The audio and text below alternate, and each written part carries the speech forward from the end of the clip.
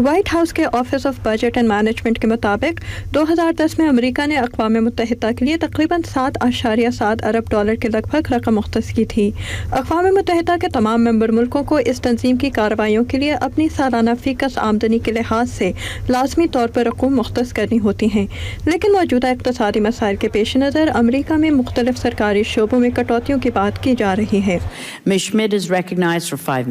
امریکی ایوان نمائندگان کے پاس ریپبلکن اراکین نے ایک ایسا منصوبہ بھی پیش کیا ہے جس کے مطابق امریکہ کی جانب سے اقوام متحدہ کو رقوم کی فراہمی مشروط کرنے سے وسائل کا بہترین استعمال ممکن بنایا جائے اور تنظیم کے موجودہ بنیادی ڈھانچے کی اصلاح بھی کی جا سکے، جو ریپبلکن اراکین کے مطابق عالمی قوانین کا احترام نہ کرنے والے ملکوں کو اقوام متحدہ میں شامل آزاد جمہوریتوں کے خلاف متحد ہونے کا موقع دیتا ہے۔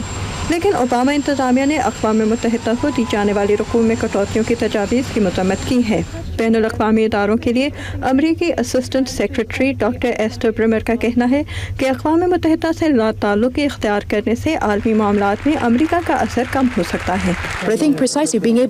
اہم کارروائیوں کے اخراجات تنہا برداشت کرنے کی نسبت میں سمجھتی ہوں کہ اگر ہم دوسروں کے تعاون کے ساتھ یہ کام کریں تو ہمارے اتنے وسائل خرچ نہیں ہوں گے۔ ظاہر ہے کہ بہت سے ملکوں اور ہمارے ملک کو بھی اقتصادی مسائل کا سامنا ہے اور ہمیں سرکاری رقوم کو سوچ سمجھ کر استعمال کرنا چاہیے، جو کہ ہم کریں گے، لیکن اگر ہم ایک دوسرے کے ساتھ تعاون کریں تو کبھی بھی کم قیمت پر کام بہتر طریقے سے سر انجام دے سکتے ہیں۔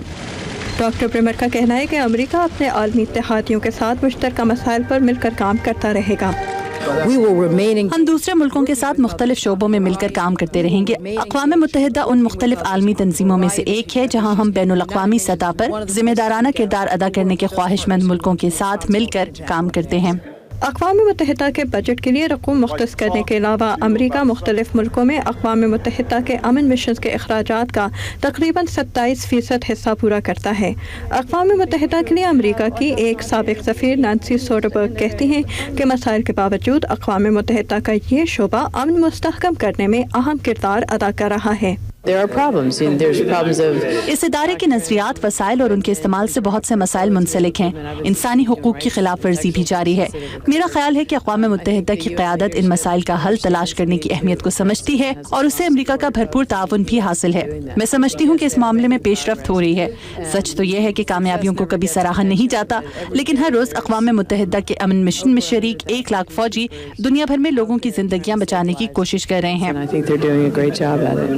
اقوام متحدہ کو بڑے پیمانے پر وسائل فراہم کرنے والوں میں یورپی یونین کے رکن ملک بھی شامل ہیں، لیکن یہاں بھی اقتصادی مسائل کی وجہ سے اقوام متحدہ کو فراہم کی جانے والی رقوم میں کٹوتیاں تجویز کی جا رہی ہیں۔ اس سال برطانیہ نے اقوام متحدہ کے مختلف اداروں کا تفصیلی جائزہ لینے کے بعد 4 ایسے اداروں کے لیے امداد ختم کرنے کا فیصلہ کیا جن کی کارروائیوں کے نتائج توقعات سے کم تھے۔ ماہرین کو فکر ہے کہ یورپی یونین میں شامل دوسرے ملک بھی اقوام متحدہ کے لیے اس سے ملتی جلتی پالیسی اپنائیں گے، لیکن سابق سفیر نانسی سوڈربرگ کہتی ہیں کہ اقوام متحدہ کے ممبر ملکوں کو اس تنظیم کی رکنیت سے بہت فائدہ ہے۔ ایسی صورت میں جب ملک اقتصادی مشکلات میں ہوں تو بہت سے لوگ دنیا کے مسائل سے لا تعلق ہونے کی تجویز پیش کرتے سنائی دیں گے، لیکن یہاں اور یورپ دونوں میں متوازن سوچ کامیاب ہوگی۔ سبھی جانتے ہیں کہ انہیں دنیا کے مسائل سے نمٹنے کے لیے اقوام متحدہ کی مدد درکار ہوگی، کیونکہ وہ ان مسائل کا تنہا سامنا نہیں کر سکتے، خاص طور پر کساد وساری کے موجودہ ماحول میں۔ سوڈربرگ شمالی افریقہ اور مشرق وسطیٰ میں جمہوریت کے لیے چلائی جانے والی تحریک کی مثال دیتے ہوئے کہتی ہیں